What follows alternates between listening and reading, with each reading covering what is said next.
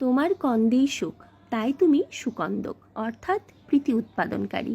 সুকন্দক বলতে পলাণ্ড ও লসুন দুটোকেই ধরা হয়েছে। এই পলাণ্ডকে আমরা চলতি ভাষায় পেঁয়াজ বলে থাকি।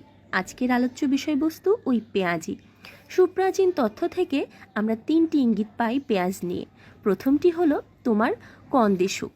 এই কন্দটি সমস্ত ইন্দ্রিয়কে তর্পিত করে, যার দ্বারা দেহের সমস্ত শক্তি প্রাণবন্ত হয়ে থাকে। দ্বিতীয় ইঙ্গিতটি হলো তোমার অন্তর মদ্যের সার।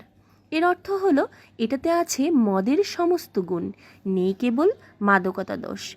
আর সেই কারণেই সনাতনীরা অনেকেই পেঁয়াজকে বর্জন করেছে। এটি যেহেতু উগ্রগন্ধ এবং অনিয়ত উত্তেজক, তাই এটি বর্জনীয়। আর তৃতীয় হলো যজ্ঞ কার্যের শীর্ষভাগের উপাচার, যেমন দুধ, ঘৃত ও যব।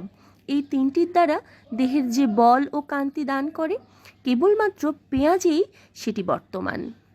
অর্থাৎ দুধ, ঘৃত, যব আপনাকে যেই শক্তি প্রদান করবে, পেঁয়াজই সেটা প্রদান করতে সক্ষম।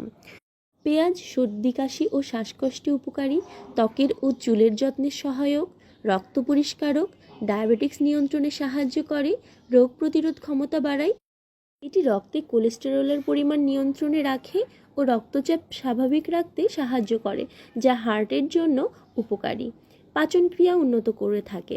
এটি হজমে সহায়ক, এনজাইম উৎপন্ন করতে সাহায্য করে, ফলে গ্যাস্ট্রিক, কোষ্ঠকাঠিন্য ও বদহজম কমে।